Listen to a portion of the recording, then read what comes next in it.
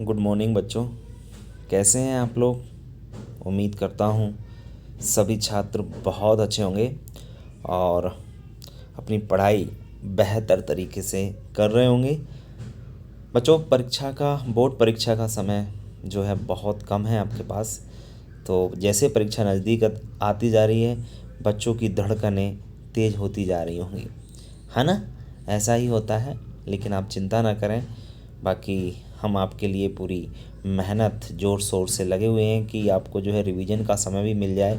कम से कम 2 महीने का समय आपको रिवीजन का काफ़ी मिल जाएगा, क्योंकि दिसंबर के महीने में मैं आपका पूरा कोर्स कंप्लीट कराने जा रहा हूँ। और ये देखिए, आप लोग पशुपालन यानी एनिमल हस्बेंड्री का चैप्टर नंबर 18, 17 चैप्टर कंप्लीट हो चुके हैं। आपको मालूम ही होगा, ये 18वां चैप्टर है। इसका नाम है कुक्कुट आहार व्यवस्था। कुक्कुट आहार व्यवस्था नए ब्लूप्रिंट 2022-23 के आधार पर 2 नंबर में पूछा जा रहा है।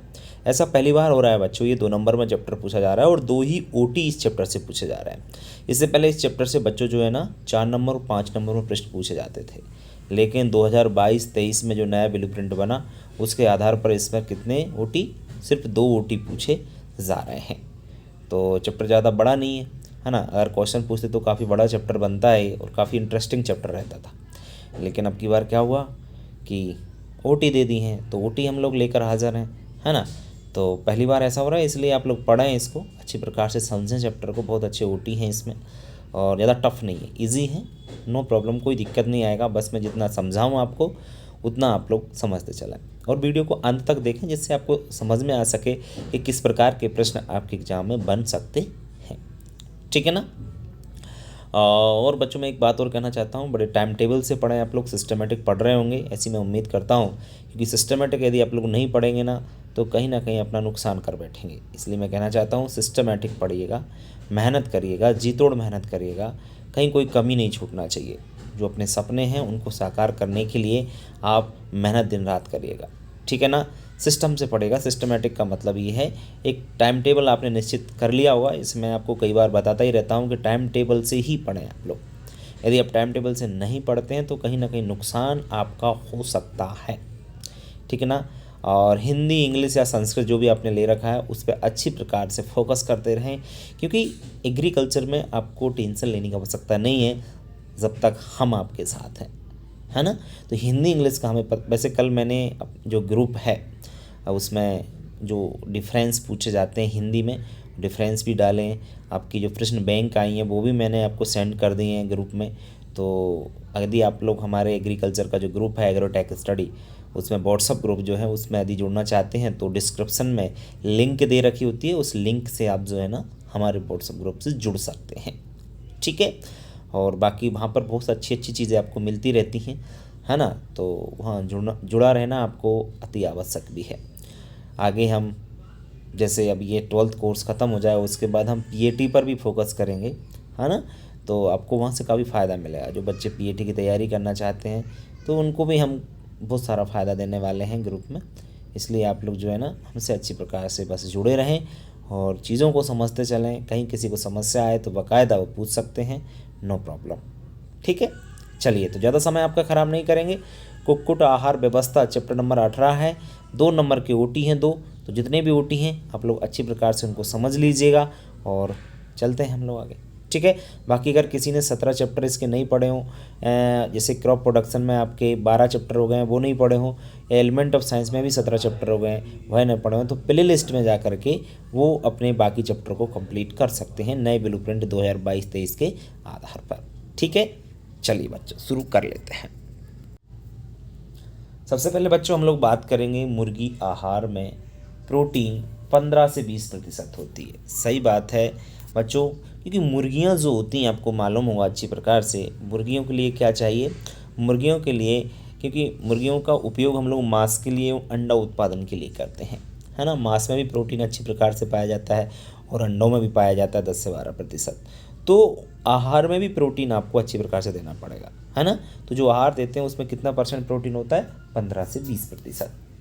दूसरा है मुर्गियों में दांत नहीं होते। सही बात है, विशेष पॉइंट याद रखना, मुर्गियों में दांत नहीं होते। फिर कैसे चबाती है, तो इस कारण से जो मुर्गियां होती हैं उनमें गिजार्ड होता है।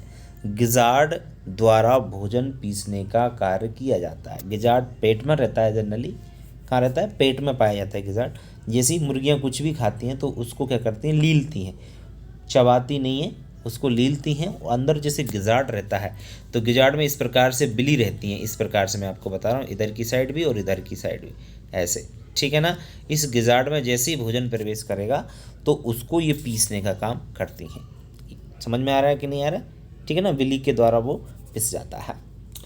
तीसरा है विटामिन डी की कमी से मुर्गी के अंडों का कवच पतला होने लगता है, जो भी है। देखो मुर्गी का अंडा आपने देखा होगा कि मुर्गी का जो अंडा होता है ऊपर एक कवच होता है जो कि कैल्शियम, मोस्टली कैल्शियम कार्बोनेट का बना होता है ना। तो कैल्शियम कार्बोनेट का जो मुर्गी का अंडा बना रहता है ना, उसमें विटामिन डी अति आवश्यक है।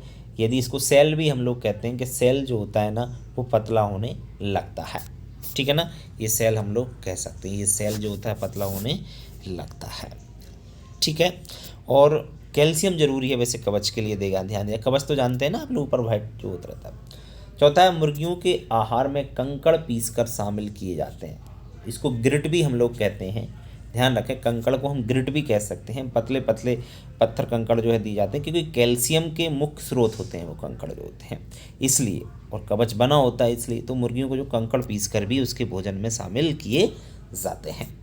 इसके बाद बात करते हैं हम लोग मुर्गियों के आहार में कैल्शियम की कमी से अंडा उत्पादन कम होता है। देखिए सोचिए आप लोग, कितनी बड़ी बात कही है कि मुर्गियों के आहार में यदि कैल्शियम की कमी हो गई तो एग प्रोडक्शन भी कम हो जाता है, अंडा उत्पादन भी कम हो जाता है। तो कैल्शियम का कितना बड़ा महत्व है मुर्गी के लिए, ये आप लोग समझ रहे हैं, समझ में आया ना। कैल्शियम एक खनिज है, सब जानते हैं कैल्शियम के बारे में, वो कितना जरूरी, क्योंकि मुर्गियों के चाहे हड्डियों की बात करें या कवच की बात करें, अंडे की मोस्टली, तो वो बहुत ज़रूरी होता है, ठीक है। चलिए बात करते हैं 6 नंबर, विटामिन ई की कमी से मुर्गियों में प्रजनन क्षमता कम हो जाती है। ध्यान रखें, मुर्गियों में यदि विटामिन ई की कमी हो गई, विटामिन ई जो होता है ना, कमी होने पर प्रजनन क्षमता कम हो जाएगी, मतलब उनमें जो बंधता है, स्टेरिलिटी जिसको बोलते हैं, वो आ जाती है। मुर्गियां अंडा उत्पादन भी कम करेंगी और प्रजनन उनकी जो कैपेसिटी है वो भी कम हो जाएगी, मतलब उनमें क्या आ जाएगा, बांझपन हम लोग कह सकते हैं। विटामिन ई की कमी से जो मुर्गियों में कई बार बांझपन भी आ जाता है, ठीक है। 7वां है बच्चों, विटामिन डी की कमी से मुर्गियों की चूजों में सूखा रोग हो जाता है। सूखा रोग आप लोग जानते हैं, विटामिन डी कहाँ से मिलता है, सूर्य के प्रकाश से मिलता है, सूर्य से मिलता है ना। तो जब हम मुर्गीशाला के बारे में मैंने पढ़ाया था कि मुर्गीशाला जो है ना आपकी कहाँ पर होना चाहिए मालूम है आपको, पश्चिम से पूरब दिशा में होना चाहिए, जिससे उसको प्रकाश अच्छी प्रकार से मुर्गियों को मिल सके। देखिए अगर प्रकाश नहीं मिलेगा बोले तो सूर्य का प्रकाश होना उनके लिए बहुत ज़रूरी है, तो इसलिए ज़रूरी है क्योंकि मुर्गियों की चूजे बहुत, सूखा रोग मतलब समझते हो आप लोग, सूखा रोग में मुर्गियों के जो चूजे होते हैं ना, बच्चे होते हैं, वो बिल्कुल भी कमज़ोर पड़ जाते हैं, सूख जाते हैं एक तरीके से, है ना। तो ये ध्यान रखना है आपको। विटामिन ए की कमी से मुर्गियों में रोग बीमारी हो जाती है। कौन सी बीमारी हो जाती है, रोग। वैसे हम ये कहते हैं कि रोग बीमारी मुर्गियों में होती है जनरली, जब मनुष्य की बात आती है, पशुओं की बात आती है, तो विटामिन ए की कमी से क्या होता है मालूम है आपको, रतैन आने लगती है, रतौंधी रोग हो जाता है।